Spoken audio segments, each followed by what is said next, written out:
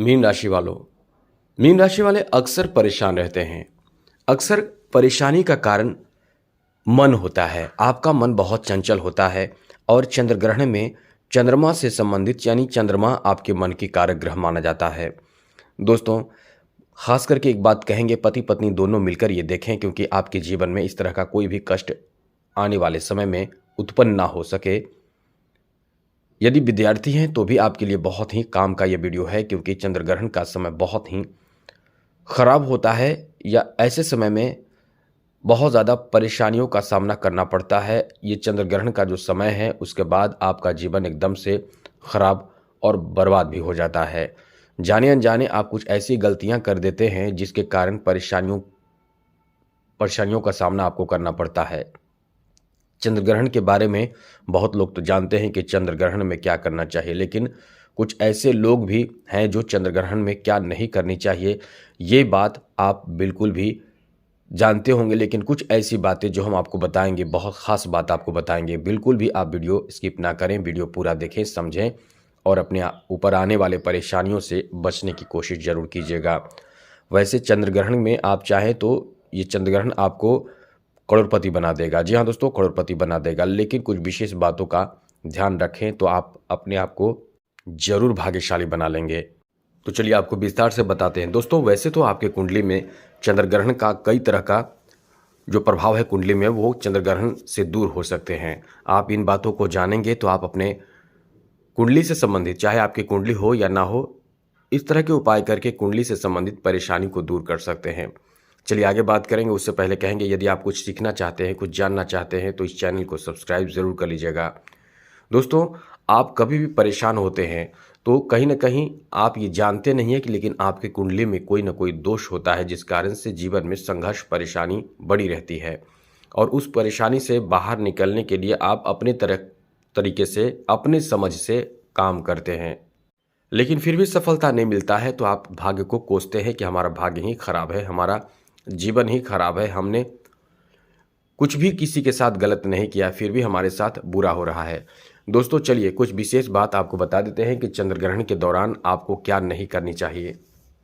पति पत्नी दोनों मिलकर ये बात समझ लें, और कोई भी देख रहे हैं तो ये बात पूरी तरह से समझ लें कि आपको चंद्र ग्रहण में क्या नहीं करनी चाहिए। सबसे पहले, चंद्र ग्रहण में आपको कभी भूल कर भी चंद्र ग्रहण के बाद कहीं बाहर बच्चों को छोड़ना नहीं चाहिए। बच्चे यदि बाहर घूमने लगते हैं तो उन पर बुरा प्रभाव पड़ता है। चंद्र ग्रहण से पहले बच्चों के आंखों में काजल लगा दें। यदि छोटे बच्चे हैं तो आंखों में काजल लगा कर रखें, पैरों के नीचे तलवे में काजल लगा दें, वरना चंद्र ग्रहण का असर आपको, आपके बच्चों को प्रभावित करता है, क्योंकि चंद्र ग्रहण के दौरान भी कुछ ऐसी तांत्रिक शक्तियां हैं जो एक्टिव हो जाती है और कुछ ऐसी अदृश्य, अद्भुत अद्भुत अद्भुत तो नहीं कह सकते, लेकिन अदृश्य शक्तियां हैं जो एक्टिव हो जाती है और वो आवाहन से आती है। आसपास के लोग, जो लोग आवाहन करते हैं अदृश्य और खराब शक्तियों को, उनके घर में वो जाती है और वो पूजा करते हैं, उनकी शक्ति प्राप्ति होती है।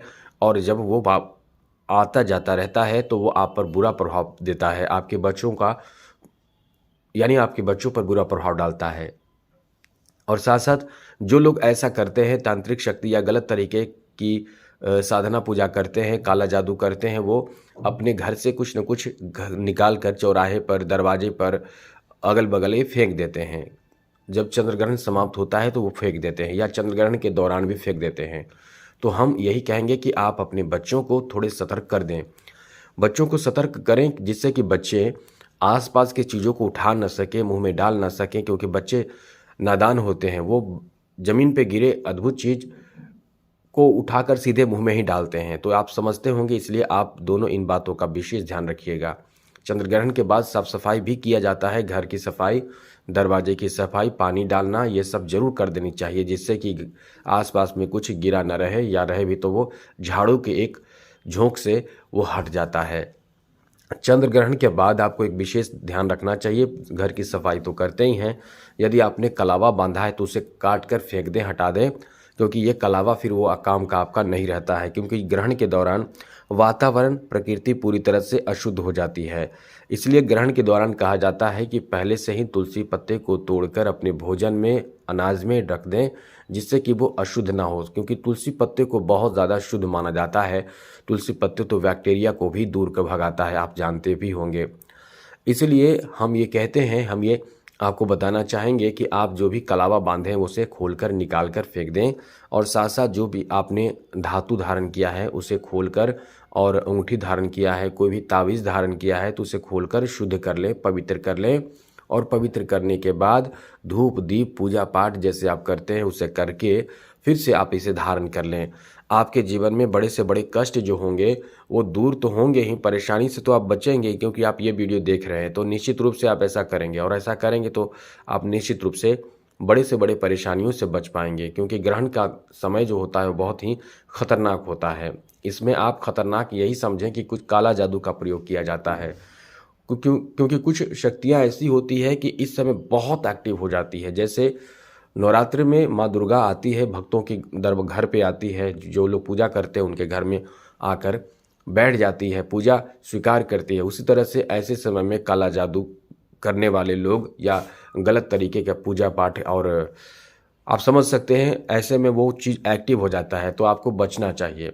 और ख़ास करके बचने के लिए ख़ास करके सुनसान जगह पे आपको बिल्कुल भी नहीं जानी चाहिए, किसी के दिए हुए भोजन ग्रहण नहीं करनी चाहिए।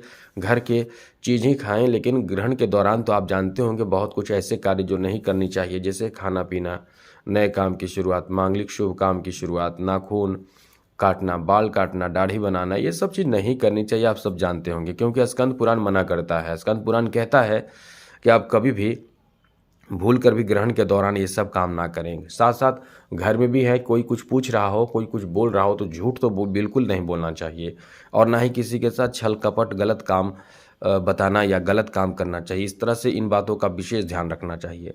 जब ग्रहण समाप्त हो जाए तो अपने ग्रहण समाप्ति के बाद अब खुद को शुद्ध करें, देवी देवताओं को, अपने घर के देवी देवताओं को शुद्ध करें।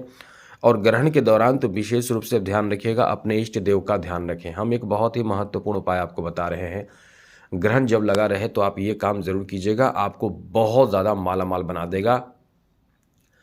चंद्रमा का संबंध धन से भी माना जाता है। यदि नौकरी चाहिए, नौकरी में उन्नति चाहिए, आप चाहते हैं कि मेरे पति का प्रमोशन हो, मेरे पति का जॉब लग जाए, या आप खुद चाहते हैं कि मेरा जॉब लग जाए, तो आप इन चीज़ों का प्रयोग जरूर कीजिएगा। चाहे व्यापार आपका है, व्यापार में तरक्की उन्नति चाहते हैं तो इन चीज़ों का प्रयोग जरूर कीजिएगा। ये आपको ध्यान रखना है, कैसे करना है ये पहले आपको बता दें। दोस्तों, सबसे पहले तो बता दें, चंद्रग्रहण के बाद, चंद्रग्रहण के समय आपको शिव जी का आराधना भी करना बहुत फायदेमंद साबित होगा। यदि आप ओम नमः शिवाय इस मंत्र का जप करते हैं चंद्रग्रहण के दौरान, तो ये आपको बहुत ज़्यादा लाभ देता है।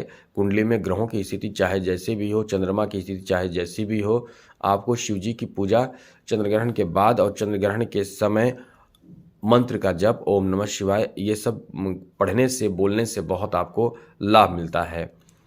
क्योंकि कुंडली में ग्रहों की स्थिति आपको पता नहीं होता है कि कैसी है, क्या है, लेकिन आप करेंगे तो क्या करेंगे, तो एक ही काम कर सकते हैं। और हो सके तो चंद्रग्रहण जब समाप्त हो जाए तो आपको शिव जी को जल अर्पित करें, दूध अर्पित करें, गंगा जल, चावल, शक्कर, दूध, ये सब मिलाकर, शहद वगैरह मिलाकर आप अर्पित कर सकते हैं। इससे आपको बहुत लाभ होगा। शिव जी की आराधना, पूजा पाठ चंद्रग्रहण समाप्ति के बाद स्नान आदि करके कर सकते हैं। जो लोग, एक बात ध्यान रखिए, जो लोग शिव जी की आराधना करते हैं, प्रतिदिन शिव जी को जलाभिषेक करते हैं, उनके जीवन में बड़े से बड़े, भयंकर से भयंकर कष्ट को छू ही नहीं पाता है। किसी की औकात नहीं जो शिव जी की आराधना पूजा पाठ में लगा रहे और उसको कोई बाल भी बाका कर दे। यही माना जाता है, क्योंकि शिव जी हर तरह के संकट को दूर कर सकते हैं। किसी देवी देवता ऐसे नहीं कर पाते हैं, लेकिन शिव जी में वो, शिव जी के अंदर जो ये क्षमता है कि वो किसी तरह के मृत्यु से भी वो बाहर निकालने वाले, जैसा कि आप जानते हैं। तो आपको ऐसे समय में शिव जी की आराधना पूजा पाठ जरूर करनी चाहिए जब चंद्रग्रहण समाप्त हो जाए तो। और चंद्रग्रहण के समय ओम नमः शिवाय, और साथ साथ आप चाहें तो लक्ष्मी मंत्र का प्रयोग जरूर करें। जी हाँ दोस्तों, लक्ष्मी मंत्र का प्रयोग जरूर करें। मंत्र पढ़ने से आपको बहुत लाभ होगा, बहुत लाभ होगा, समझ लें कि करोड़पति बना देगा। मंत्र कई तरह के हैं, जैसे ओम श्रीम ह्रीं श्रीं कमले कमलालये प्रसीद प्रसीद श्रीं ह्रीं श्रीं महालक्ष्म्यै नमः। इस मंत्र, ये एक बार मंत्र है, इसको 108 बार जप करें। दीपक जलाकर आप जप करें, उत्तर दिशा की ओर मुख करके जप करें और एक आसन पर बैठकर इस मंत्र का जप करें। विशेष रूप से आपको लाभ देगा।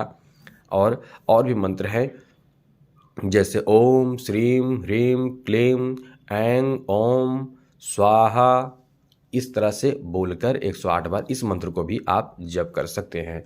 इससे आपको ये समझ लें कि ग्रहण के दौरान किसी तरह का कोई मंत्र का जप किया जाता है तो उसका कई गुना ज़्यादा फल मिलता है। इसीलिए हम ये आपको बता रहे हैं कि आप मंत्र का जप जरूर कीजिएगा, आपको फ़ायदा नहीं बहुत फ़ायदा होगा। तो आज के लिए इतना ही। जय माता दी।